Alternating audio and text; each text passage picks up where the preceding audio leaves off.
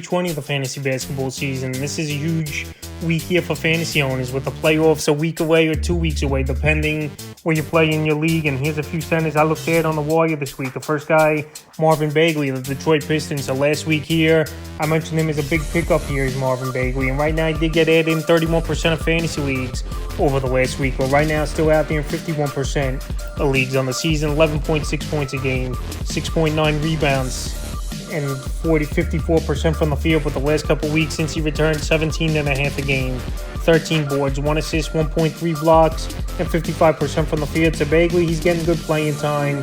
One of the youngsters they traded for at the last NBA trade deadline, and then traded for James Wiseman at this deadline here. But he's going to get playing time, like I mentioned. He was a former lottery pick of the Sacramento Kings, and maybe the change of scenery here to Detroit has helped him. February 27th at the Hornets, 21 points, 12 boards, an assist, 62% from the field. March 1st versus the Bulls, 8 points, 9 boards, an assist, a block in that one, 40% from the field. And March 4th at Cleveland, 20 points, 13 boards, 2 assists, a steal, 3 blocks, a 3, 66% from the field. So he's a guy who'll go percentage for most of the season here, remainder of the year. He's a guy that could score at a decent rate, and he's always been a pretty decent rebounder, is Bagley, and he'll block a shot at 2 per game as well, possibly. So right now, while he's available in 51% of fantasy leagues, and this is probably the last chance for owners to go out there and get him, he's one of the top pickups, no doubt about it, this week. On the wire, next guy's Kelly Olynyk of the Utah Jazz. So Kelly Olynyk, he's been an on and off fantasy option over the last few seasons here, and he's really bounced around the league as well, Olynyk. So right now, I know he's not available in many fantasy leagues, but still out there is Kelly Olynyk, still in 37% of leagues on the season, 12 a game, 5.4 rebounds, 3.2 assists on the year, 1.4 threes, and 49% from the field. But the last couple weeks, 11 points a game, 7 rebounds, 2.3 assists, 1.3 blocks, at 3 and 45% from the field. So I know Olynyk, he got dropped in a few percent of fantasy leagues, and this is how he just made the threshold to get on this list this week here. So the last few games here for Olynyk: February 25th versus the Spurs, 9 points, 8 rebounds, 2 assists, a block, a 3, 50% from the field. February 28th versus the Spurs, again, 8 points, 10 boards, and assist, a steal in that one, 0% from the field. The worst points came from the foul line. And March 3rd at the OKC, 15 points, 3 boards, 3 assists, 3 blocks, a 3, and 80% from the field. So right here, 3-point shooter is Olynyk, guy that could score the basketball at a decent rate and rebound as well. And right now, like I said, not available in tons of fantasy leagues, but definitely a guy we'll go out there and get this week. Next guy's Kevon Looney of the Golden State Warriors. So Looney, I mentioned him a bunch of times, no doubt about it, is Looney over the last few weeks here. And he's a guy still out there in a decent amount of leagues at 44% on the season, 7.1 points a game, 9.1 rebounds, 2.5 assists, and 66% from the field. But the last few weeks here, 9.8 points a game, 11.8 rebounds, 2 assists for Looney, 74% from the field. So right now, rebounding is definitely a specialty. Field goal percentage is the specialty.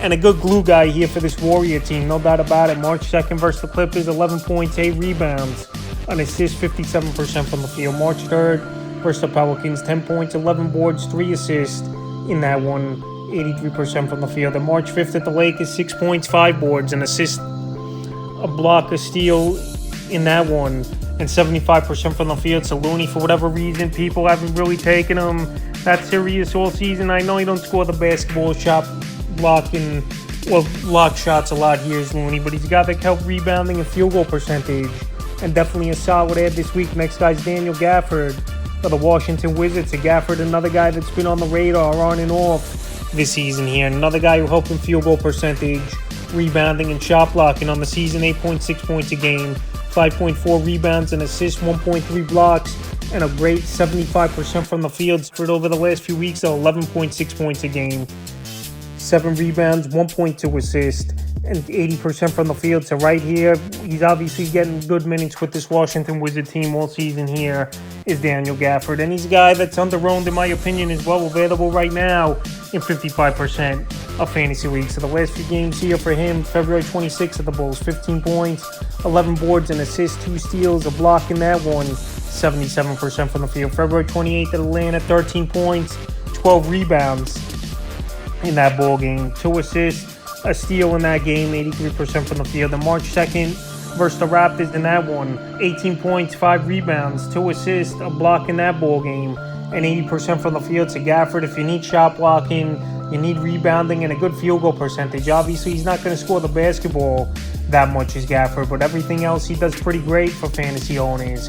And right now, widely out there, like I said, surprisingly, in 55% of fantasy leagues. And the fifth and final center I looked at on the wire this week here is Mason Plumlee of the Los Angeles Clippers. So Mason Plumlee, he was traded at the NBA trade deadline, and he's a guy who's having a good season with the Charlotte Hornets. But now going to the Clippers with obviously Zubac over there, and a lot of good players on that Clipper team, obviously. He's a guy that's going to lose some playing time here and there, but still a guy that can help fantasy owners in rebounding and scoring the basketball. So on the season here for Mason Plumlee, 11.8 points a game, 9.7 rebounds, 3.5 assists per game, and 67% from the field. So right here, he's a guy, like I said, he could do a little bit of everything, is Plumlee, and that's what he's been doing this season. I know the numbers have dropped a little bit with the Clippers, but the last few weeks here with Los Angeles, 9.4 points a game, 11.4 rebounds, and 75% from the field. So right here, he's playing anywhere from 20-25 minutes a game here on average, is Mason Plumlee. And he's doing pretty good for this Clipper team. They traded for him for a reason. They're not going to just trade for him and not play out there with Plumlee. So right here, the last few games here for Plumlee, February 28th versus the Timberwolves. 5 points, 9 rebounds in that one, 50% from the field. March 2nd at the Warriors, 12 points, 20 rebounds, 2 assists in that ball game, 60% from the field. And then in the latest game, March 3rd at the Kings, 13 points, 8 rebounds, 3 assists, a block, and 71% from the field. So if you need rebounding, a decent amount of scoring at the center position, and a guy who's going to help you in many categories, 4 or 5 categories, like I said, he's definitely a guy to go out there and get. So that's a few centers I looked at on the wire here in a crucial week 20 of the fantasy basketball season.